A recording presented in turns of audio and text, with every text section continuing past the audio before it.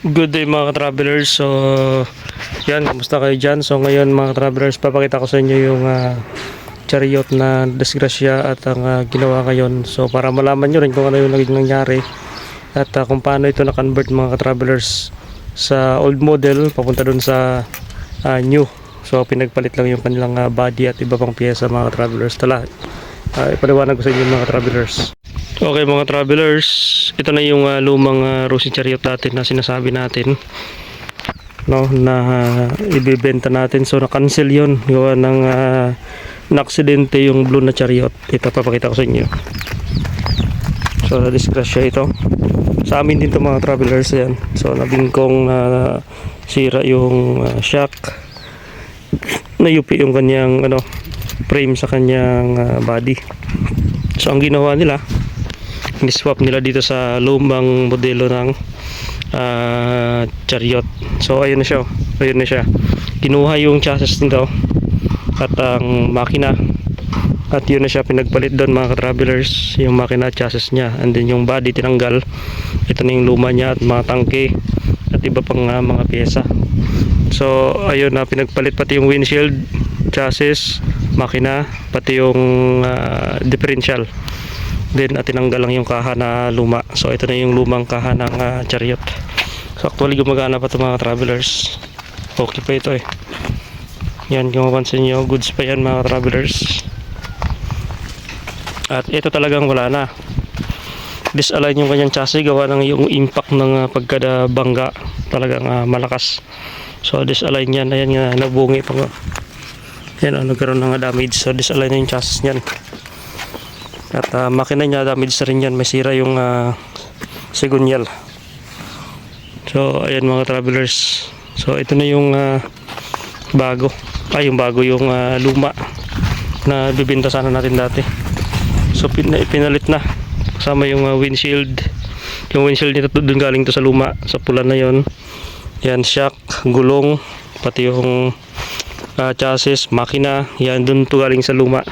Kasi napakaganda pa ng makina nito. Yan, gulong. Yan. So yan yung ginawa nila, in-swap lang yung body. Tinanggal yung body ng bago dun sa chariot na bago rin na aksidente. So pinagpalit lang. Okay pa to mga travelers eh. Yan, konting kalawang lang, repaint lang to. Ito, okay na okay pa to, maayos lang ng pagkapintura. Ganda. Okay pa yung headlight niya. Signal light niya medyo malabo na talaga. So ito kasi wala na. Pati para differential niya talagang wasak na. Molly niya okay po. Yan, molly, 4 parts out na lang siguro to. Bibenta na lang tong differential niya, pati tong brake hub. Yan, for seal, pati chassis, makina, yan, manubela na pa, tapaludo. Yan, so yung frame hindi na siguro pwede yan, talagang yupi-yupi na, may hirap na ilatiro. Ito naman yung sa lumang chariot, body yung talagang kinalawang na yung body niya. Yan, tangke niya, kalawang na rin. Yan, may frame pa sa frame sa kanyang windshield. Yan, muffler. Ayan, baka gusto nyo ng muffler. Cover. Yan, headlight. Kaso lang malabo na yan. Suspension. Ayan, suspension. Stabilizer. Yan. Yan, muffler niya okay pa. Kalawang lang pero pwede pa repaint. Tapos yung high and low gear, yan. Ito kadalasan sa nawawala. Uy, hindi ko maabot. Yan, high and low gear. Yan yung handbrake. Yan yung mga power seal nya, o yung parts out. Siyempre itong body. So yan mga travelers, baka willing kayo bilhin, yan, PM na kayo sa ating o comment na kayo sa ating YouTube channel, no? So yan, mukhang bago na ulit yung chariot, pero yan ay lumang disenyo na ng chariot. Pero parang bago lang talaga siya. Okay. May plaka na rin ito. Yan ang BBL. Grabe, wasak talaga yung chariot na bago. Mas modelo to compare dito sa isa.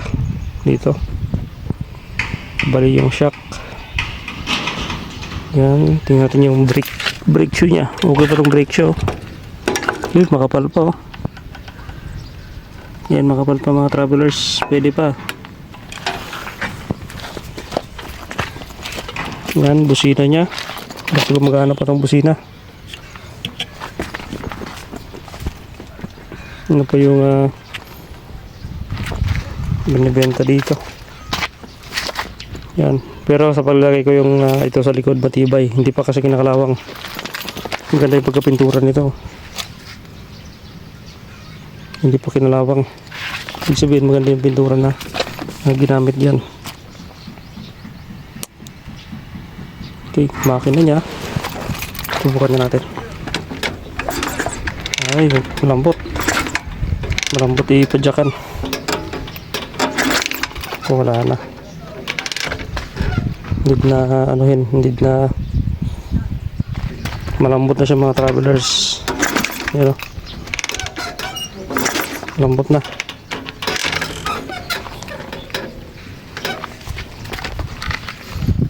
Okay, cost niya okay pa. Mga wirings nito okay pa, gumagana pa.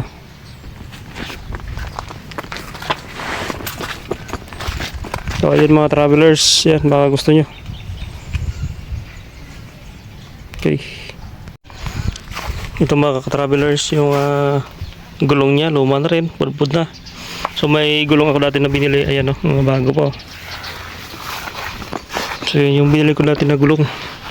Pang Rosco yan siya. Yan, ito ako din nagpagawa nitong pintuan. So nasira na yung lock niya. Yan.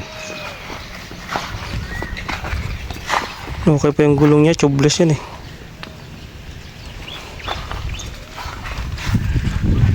So ito lang kagandahan dito yung makina, matibay. Kahapon nag-welding sila, hindi tinanggal yung wire sa battery. So umusok. So doon yun sa may ground niya. Umusok yung ground niya. At buti na lang hindi nagkaroon ng sunog yung mga ibang wiring. Okay, okay pa yung muffler niya.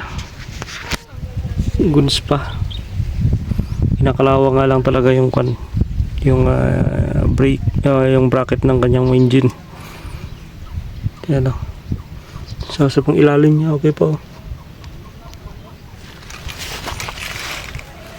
Hindi pa gaano inano ng kalawang mga travelers yung ilalim niya.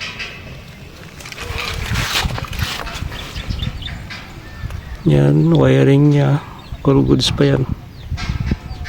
Yan, yung gulong lang sa una talagang ano na, inano na siya ng kalawang, kinain ng kalawang, tsaka yung suspension niya talagang tagas na. So pag ganyan talaga kailangan na yan palitan ng oil seal.